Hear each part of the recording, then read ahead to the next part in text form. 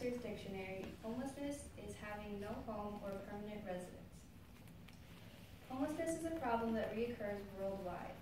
As a group, we are concerned for the care and well-being of others in the community. People shouldn't have to deal with homelessness if there are resources available to help them prevent them from not having a home. Today we will talk about the issue of homelessness and some causes and solutions that go along with it. But before I talk about the causes and solutions, I'll talk about the problem. In an interview with Lisa Lapari, she said that 800 people in the Fargo-Moorhead community are homeless at any given time. Homelessness is blind to race, gender, and education level.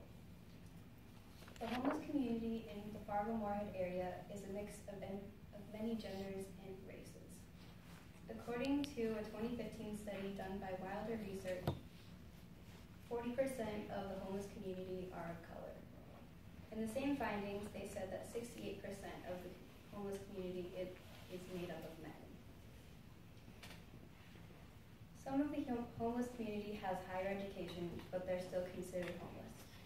In the Wilder findings, 1/3 of the homeless community had some college education. In that same finding, they said that 79% of the homeless community has high school education or their GED. Homelessness can affect people for a short time or a long time. Wilder research found that 1/3 of the homeless population are considered long-term homeless. Long-term homelessness means that they're homeless for more than 1 year. Long-term homelessness also means that they were homeless 4 times in the span of 3 years. Homelessness and unemployment are often seen together, but they're not the same thing. So that means that if someone is homeless, that doesn't mean they're unemployed, and if they're unemployed, that doesn't mean they're homeless. In Wilder research, they found that 40% of homeless people have jobs. Now that I've told you about the problem, I'll hand it over to Allison to tell you about some of the causes. Thank you, Caitlin. There are many factors that contribute to homelessness in our community. Some examples of these are drug and substance abuse, slightly higher than average cost of living, and low incomes. Now, for organizational purposes, I'm going to split this into 2 different categories: community causes and individual causes. Now, when I say community causes, I mean issues that affect every homeless individual in this community.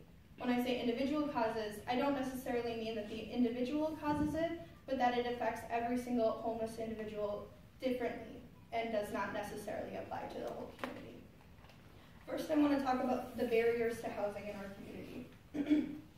According to Lisa Lapari, the program manager at Churches United for the Homeless, because of the low vacancy rate in the Fargo-Moorhead area, local landlords don't have to take risks on people with barriers to housing, like a low credit score or prior criminal conviction. In my conversation with her, she told me a story about a father with a well-paying job who was unable to find a home in Fargo-Moorhead. No landlord would take him as a resident because of a prior criminal conviction he had from when he was in his 20s, over 20 years ago. Eventually, he was able to find a home when he found a private landlord willing to work with him. However, this just goes to show how if you have any barriers to housing, it can be hard to find a home. Another issue is that there's not enough low-income housing, and the cost of living here is slightly higher than average. According to lowincomehhousing.us website, there are 4 organizations in the Fargo-Moorhead area that dedicate themselves to providing low-income housing assistance. While this is good, and that number is great, there are not enough residences for all the homeless people here. And this is not good for people who cannot work and therefore have no income. The cost of living here is slightly higher than the national average, according to the bestplaces.net website, Fargo. The national average is 100% for all categories. So the overall cost of living in the Fargo-Moorhead area is 102% of the national average. Now we start to get into higher percentages when we look at health and housing, which are 107% and 109% of the national average respectively. Now I want to talk about the individual issues in the Fargo-Moorhead homeless community. In a research study done by Wilder Research, found that a majority of the homeless individuals in our community are coming from adverse situations. Almost all youth and 75% of homeless individuals experienced abuse or neglect in their childhoods. An overwhelming portion of homeless women in our community are fleeing situations of physical or sexual domestic abuse. A significant portion of the homeless live with serious health conditions. That same Wilder research study found that over half suffer from serious mental illness, and slightly less than half suffer from chronic physical health problems. 37% exhibit symptoms of a prior traumatic brain injury. One other issue that adds to the homeless problem in our community is drug addiction and substance abuse. 35% of homeless individuals polled reported previously living in a drug or alcohol treatment center, and that same percentage, 35%, reported being admitted to a detox or rehabilitation center. Being well informed on the causes can help us get to the root of the problem. Now Paige will tell us some of the solutions we've identified. Thanks, Allison. Possible solutions can vary from preventing someone from becoming homeless and helping those who are already struggling with this issue. Preventing homeless can start with education and expand to services available in the community. Education or raising awareness on this issue can help people know how real it is. One reason is the lack of knowledge, or somebody thinking, oh, this can't possibly happen to me.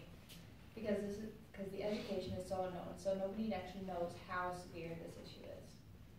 The Fargo-Moorhead Coalition for Homeless Persons has lots of information on their webpage. It's for everyone, not just for those affected or those who want to help volunteer. Information for those who want to educate themselves on this ever-growing issue. There are also services available for those facing homelessness as an issue. Services can help people and families stay in their homes and plan out ideas and ways for them to stay where they are at. Home Ground is one. They offer help and assisting with keeping individuals in their homes, and if they are losing their homes, they help them find a new, safe, secure, and affordable housing. Even with sources that help prevent homelessness, for some it's too late. There are ways to help those struggling with this issue. The 6 most used services are clothing shelves, food stamps, hot meals, transportation services, emergency room, and financial or public benefits. Homeless shelters may be the first thing that come to your mind. There are 5 shelters in Fargo-Moorhead. Between them, there are 350 beds, which isn't enough for the 800 people that are currently struggling with it in Fargo-Moorhead. Residential programs are most likely to help individuals not suffer so greatly from homelessness. In a Wilder Research 2016 article, over half in the Fargo-Moorhead area had medical coverage. 1/3 used the Sanford Medicaid expansion plan. The state uses donations and grants to help pay for the available services. In the Inforum's 2017 article, North Dakota budget is cutting from funding for the homeless shelters. In the last 4 years, the legislature allocated $1.5 to $2 million each budget cycle towards the North Dakota Homeless Grant. This term, there will be $300,000 or less due to the lean times. This funding is the only support that the state gives the homeless providers, said someone from the Gruskins and Hubner's article. Without the funding, this battle against this ever-growing issue will be lost and many will suffer.